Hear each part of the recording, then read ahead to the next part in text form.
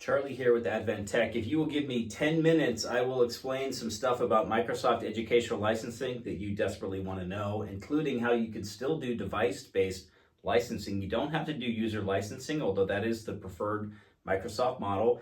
And there are still free licenses available for educational users if you didn't know about that. Microsoft did eliminate the A1 Plus license, which was around for about 15 years, and gave you the ability to get downloadable desktop Office apps, which was great for a ton of users that wanted that and didn't need the other bells and whistles of Microsoft. That has gone away. Now, let me just start there. There is still an A1 license. It's an O365 A1. The catch is that it's online apps only, right? Now, I bet you anything, if we logged into your Microsoft tenant and we actually looked at your users' use of Microsoft Office, we would find a lot of people that never use it, or they use it once a year to create one PowerPoint or one Excel spreadsheet. And those folks would probably get away with giving them an online license, because under Microsoft terms, everybody in the district does have to have some sort of license under a user license model, but not everybody has to have the same license. And that is a very powerful thing to learn. I bet you're going to want to mix and match a little bit after this video.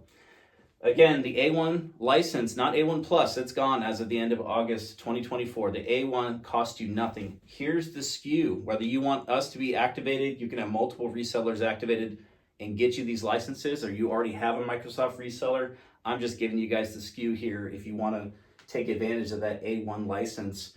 Only online apps, not desktop downloadable apps, but still will work for a lot of your users. Let's go from the bottom to the top. And we are talking about user licensing. I want to make that clear. We'll talk about device licensing in just a second. The M365 A3, there is an A5, a few more enterprise mobility tools, a little more storage.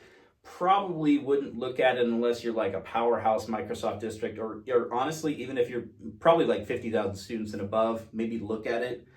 Otherwise, the A3 works for like everybody else, you know.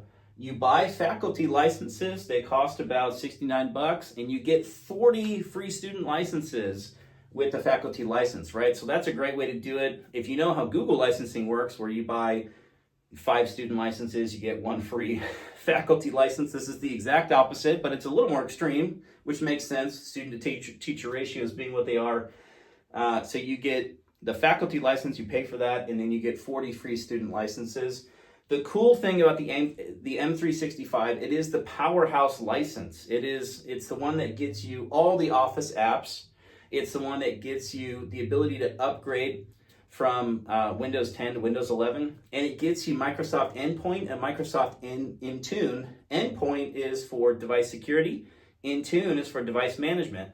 Now, I'm going to scroll down here for just a second, because I just talked about all 3 or 4 of those things, right?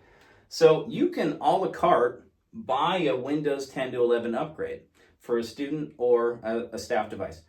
You can a la carte, and this is where like people don't realize you can still buy device licensing from Microsoft in education, right? And you could get a perpetual Office license, or you could get a annual Office license.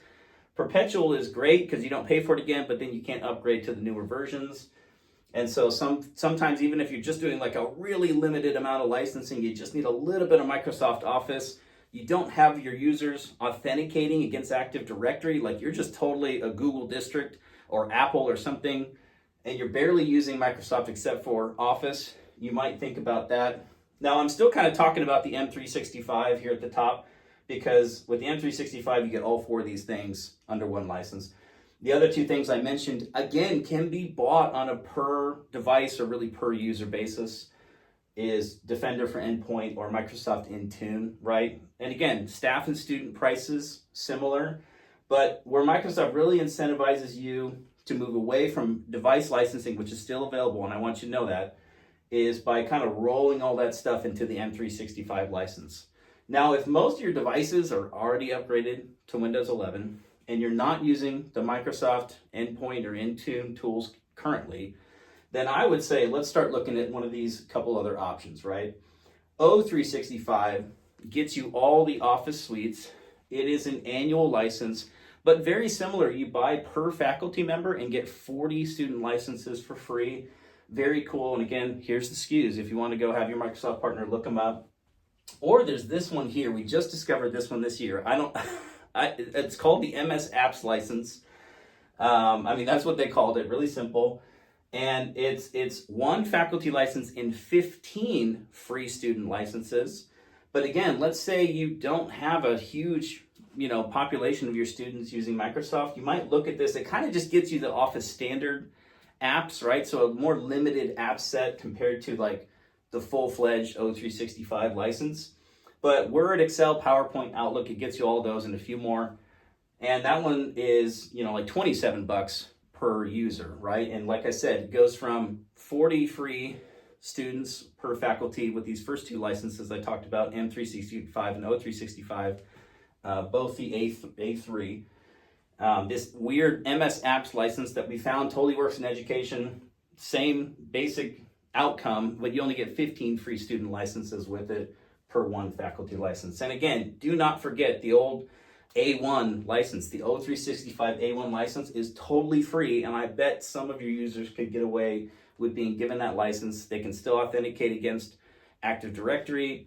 They still have access to SharePoint or OneDrive, wherever you save your stuff if you use Microsoft for cloud storage. And it just, doesn't let them do the downloadable desktop apps, but a lot of people could probably live with that. And boy, that would be a great way to save some money if you mix and matched these different options. So like I said, we can sell you these items all a la carte, right? So let's say you want to go get O365 A3s, you save about $30 per user, right? That's a pretty good deal, but you need to you got a handful of devices that you do need to upgrade to Windows 11. We can sell you those a la carte. Or you got a handful of devices that you are going to run endpoint on for whatever reason. Again, we can sell you those licenses separate. Or if you think you're going to use those things quite a bit, then we go ahead and push you to the M365 license. So a few more things I think you want to understand in terms of educational licensing. I have not talked about server licensing, right? And server licensing is interesting because there's two different ways to buy your server licenses, and it will put you into a different agreement and might actually force you to work with a different partner depending on how you want to do your server licensing. And server licensing in education is just complicated enough that I would say always get on the phone with a Microsoft professional. I can't do a 10-minute presentation on server licensing just because I'd probably give you bad information. I do want to mention this. So if you get involved in one of the big 5 Microsoft resellers, then they can sell you what's called an EES agreement. An EES agreement does two things. It puts your server licensing on an annual agreement. Some people think that's great because you've already got your user licenses on an annual agreement. Why not do your server licensing the same way? And only EES partners can do that, right? So I can't do that. I'm a CSP partner. That's what they call the rest of us that are not EES partners. I can only sell you the annual licensing and a la carte perpetual server licensing. Maybe that's a better deal for you because you really only upgrade your servers like every 5, 7, 10 years in some cases, right? And that's just something you want to understand when you go out there to shop for Microsoft licenses. You have the partners that are the big partners. They're going to sell you an EES agreement. They do tend to, and this is unfortunate, push everybody to the most expensive license and sell you that for everybody. You don't have to buy it that way. Even on an EES agreement, you don't have to have everybody have the same license, just so you know.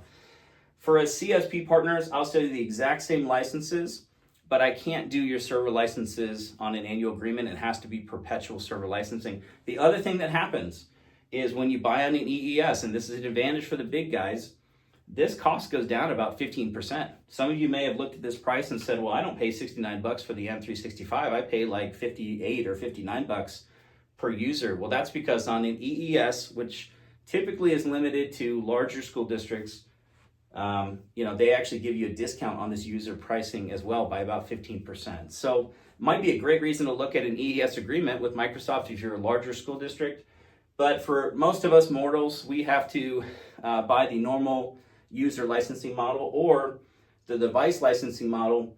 But we've had about this year 150 schools and districts that we've talked to and tried to explain these things and tried to give kind of a basic understanding of Microsoft licensing. And I bet now you'll be starting to think about mixing and matching your user licenses. One more thing before you go. All of these licenses are the annual license with a one-time annual payment. Every one of these licenses has 2 other versions, which you probably won't buy, but you might get offered from a Microsoft reseller. There's the annual term with monthly payment, cost about the same, just take this number, divide it by 12. Or there's the monthly term, right? Literally going on a month-to-month contract with Microsoft. You could still do that if for some reason that made sense. And a monthly payment, when you do it that way, your cost on these licenses will go up about 20% if you do that. So there's a lot of licenses I didn't list here because we rarely talk about them. We don't usually do annual term with monthly payments. We don't usually do monthly payments and monthly term because it just costs so much more.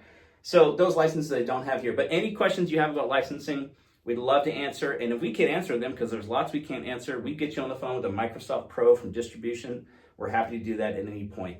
Thanks so much. This is Advent Tech. We educate and we sell tech. Have a good one.